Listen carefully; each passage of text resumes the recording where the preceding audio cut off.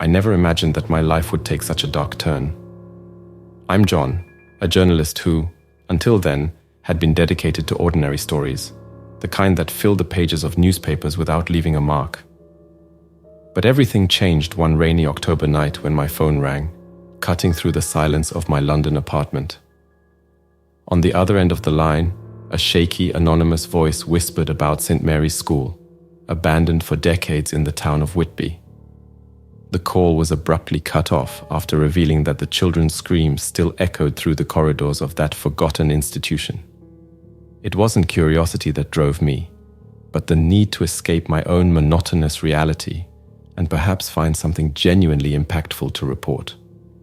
This would lead me down a path of no return. When I arrived in Whitby, I immediately sensed that something was wrong. The air carried a weight, an untold story that suffused the town with a haze of mystery and reluctance. I was welcomed by a small inn whose inhabitants exchanged glances when I mentioned St. Mary's School. It was clear that this place had left an indelible and dark mark on the town. Preparing for the night I would spend at the school, I equipped myself with everything an amateur ghost hunter could need: cameras, recorders, and a hefty dose of skepticism mixed with a growing fear. The school, a brick and concrete giant, loomed before me like a monolith from the past, its dark corridors and empty rooms promising dark secrets hidden in the shadows. As I entered, a feeling of desolation enveloped me, as if I had stepped through a veil into a world where time stood still and lost souls wandered restlessly. At that moment, I realized that my life would never be the same. The search for a story had turned into a personal journey to discover the truth behind the screams that, according to the anonymous voice, still rang through those corridors. And I was determined to hear them, no matter what the cost. I needed to know what happened at St. Mary's School, not just to tell a story, but to give a voice to those who were silenced long before I arrived. Exploring the first corridors of St. Mary's School in the dim light of my flashlight, I began to pick up sounds that chilled my blood. They were distant laughter, echoes of childish joy that seemed so out of place in that suffocating darkness. With every step I took towards the sounds, they stopped abruptly, as if my presence was a warning to whoever was making them. In an old classroom, I came across drawings scattered across the floor and nailed to the peeling walls. They were distorted and dark figures, with children surrounded by threatening shadows. The lines were childish, but each drawing carried a weight of terror that could not be ignored.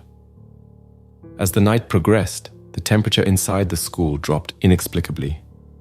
My equipment began to pick up the sound of hurried footsteps in the corridor outside the room where I was sheltering. Armed with nothing but my flashlight and recorder, I followed the footsteps, but each time I thought I was close, the sound became more distant, as if I were being led on a ghostly hunt. Then as I turned down a corridor, I saw the apparition of a little girl. She was standing at the end of the corridor wearing what looked like an old school uniform faded by time. Her skin was pale, almost translucent, and her eyes were fixed on me. For an instant our gazes met and a shiver ran down my spine. But as quickly as she appeared, she disappeared around the corner. I ran in the direction she had gone, but there was no sign of her or any other being. It was as if I had been swallowed up by the darkness of the place. Those first contacts with the supernatural at St. Mary's made it clear that he was not alone, and that the stories he had heard were more than just tales to scare the curious. There was something there, some truth hidden in the shadows, waiting to be discovered. And I, despite the fear that was beginning to take hold of me, was determined to find out what it was.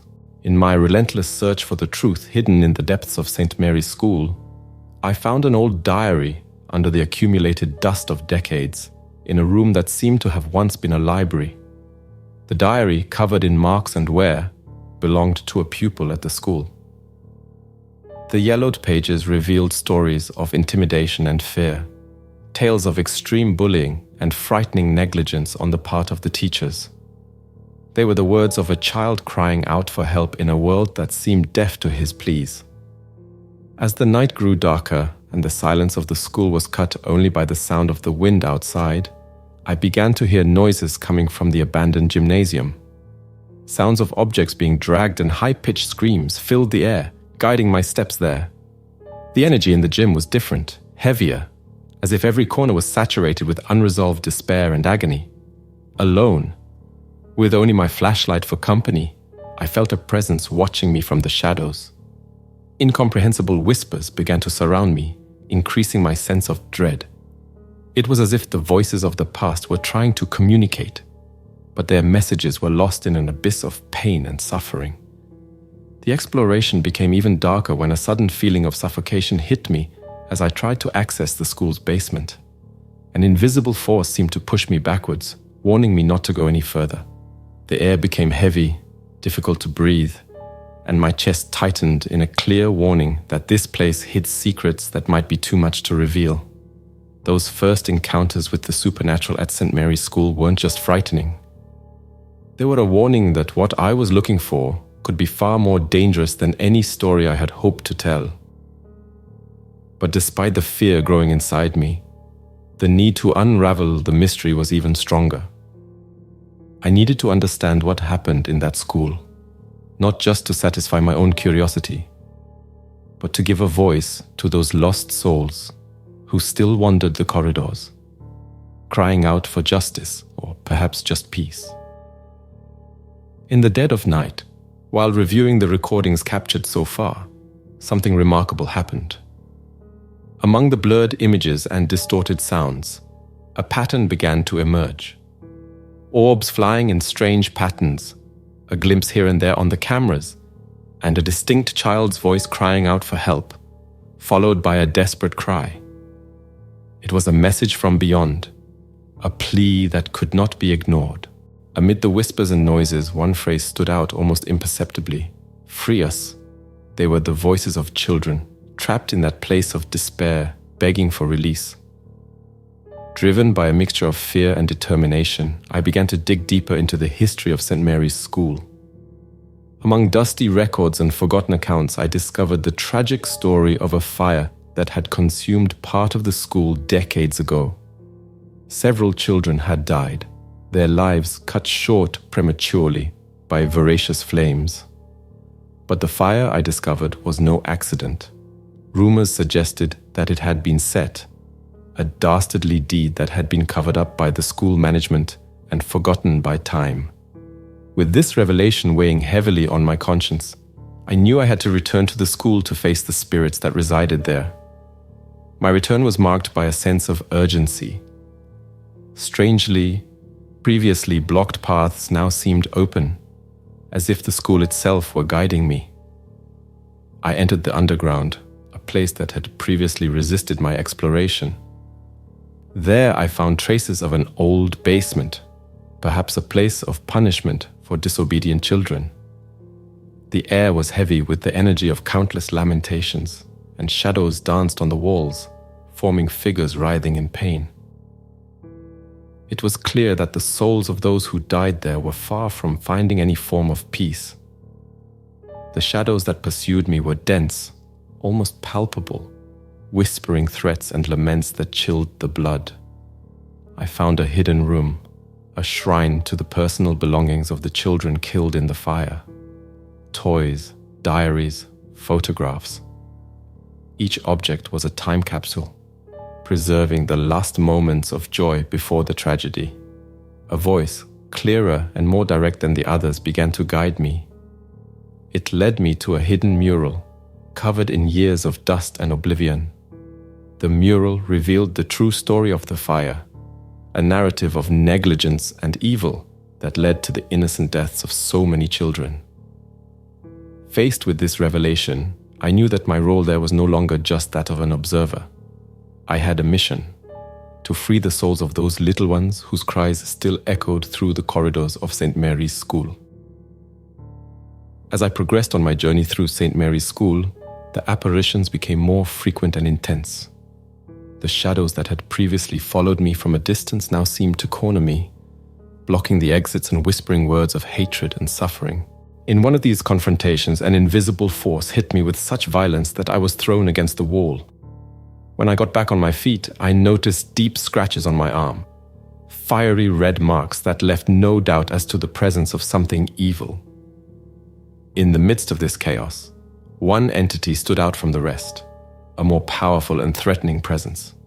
It manifested itself as a dense shadow, almost human, but distorted by an aura of pure evil.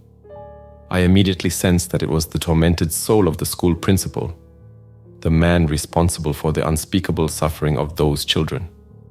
He seemed to command the shadows, a general in an army of lost souls, determined to maintain his hold on the school and prevent anyone from revealing the truth. Faced with the magnitude of the evil before me, I realized that words and intentions would not be enough to confront it. I found, among the children's personal belongings, items that seemed to possess a different energy, almost as if they retained the pure and innocent essence of the lives taken. Inspired by an instinct I didn't know I possessed, I began to put together a ritual of liberation, using the toys, diaries, and photographs as anchors for the children's souls. The school reacted violently to my attempt at liberation. A supernatural storm erupted inside the corridors. Strong winds blew papers and debris around, and the children's voices grew in volume in a chorus of cries for liberation. Lights flashed frantically, and objects began to float and be thrown against the walls, as if all the energy that had been dammed up over the years was desperately seeking an outlet. It was in this chaos, in the midst of a battle not only against the director, but against all the accumulated pain of those souls, that I realized the true extent of what I was facing. It wasn't just about investigating a horror story or satisfying a morbid curiosity. It was about justice, about giving a voice to those who had been silenced by cruelty and neglect. Every whisper, every scream, every shadow that pursued me was not an enemy, but a reminder of the responsibility I carried on my shoulders. As the supernatural storm roared through the school, my struggle to free the trapped souls reached its peak. The principal's presence became almost unbearable, an overwhelming pressure against my will. But, armed with the children's personal belongings, I carried on. Each toy, each diary page seemed to contain a fragment of light, a piece of hope that propelled me forward despite the fear that surrounded me. The energy around me intensified, and the apparitions became clearer, more defined. I could see the children's faces, their gazes marked by a mixture of fear and hope. They surrounded me now, no longer as threatening shadows, but as beings begging for release. It was a moment of profound sadness, but also of connection. I felt their pain, their unfulfilled desires, their interrupted lives. And at that moment I knew that I was no longer alone on my journey. Confronting the entity that had once been the director required more than courage from me. It required a deep understanding of the suffering it had caused. Using the objects as a means of channeling the children's energy, I confronted him not with force, but with the truth of the innocence he had harmed. It was not only a physical battle, but a spiritual one, a duel of wills where love and innocence faced cruelty and remorse. As the liberation ritual progressed, a light began to spread through the dark corridors of the school. It was as if the place itself was expelling the darkness that had consumed it for so long. The children's voices grew, no longer in despair, but in a growing melody of freedom. The entity's power began to wane, its form fading into the shadows it had once commanded. With a final cry of fury and pain, it disappeared, leaving behind only the echo of its evil deeds. When dawn came, St. Mary's School was silent. The storm had passed, and with it, the oppressive presence that had dominated the place for decades. I walked through the corridors one last time, feeling a peace that I knew was the result of the liberation of the children's souls. Their suffering was over, and although nothing could bring back the lives they had lost, there was comfort in the knowledge that they were finally at peace. On this journey, I had been looking for a horror story, but I found a lesson in justice, forgiveness, and above all the importance of giving a voice to those who have been silenced. St. Mary's School held in its corridors not only the echoes of the children's screams, but the memory of their lives, now set free to find the rest they had been denied. As I left the now silent corridors of St. Mary's School behind me, a feeling of fulfillment and sadness accompanied me. The day had dawned, revealing a school that, although still in ruins, looked different to my eyes. No longer a place of terror and despair, but a monument to the memory of lives lost, and now, finally, freed. My departure from the school was marked by a strange calm, as if the earth itself was breathing a sigh of relief at the liberation of the souls that had been trapped there.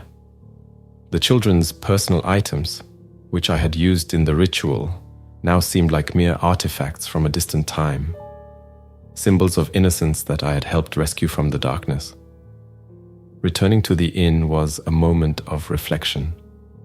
The images of the children, the sounds of their voices, and the final battle against the tormented principal remained vivid in my mind. I knew that the story I had to tell was of a depth and complexity that defied the simple narrative of a paranormal investigation.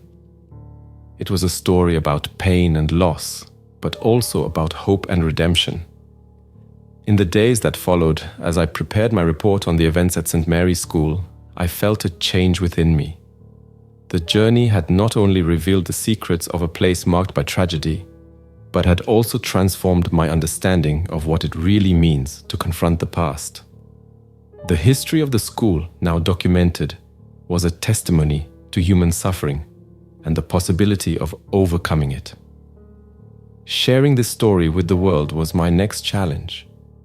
I knew I would face skepticism and disbelief, but I was armed with the truth and conviction of my experience.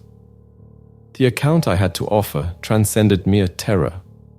It was a chronicle of confronting the shadows, both literal and metaphorical, that inhabit the forgotten corners of our history. When I said goodbye to Whitby, I took with me not only the recordings and notes of my research, but also a new perception of life, death, and memory. St. Mary's School and the souls I met there taught me that, even in the darkest places, there is the possibility of light. And that light, once lit, can guide not only the lost back home, but also light the way for those willing to face the darkness.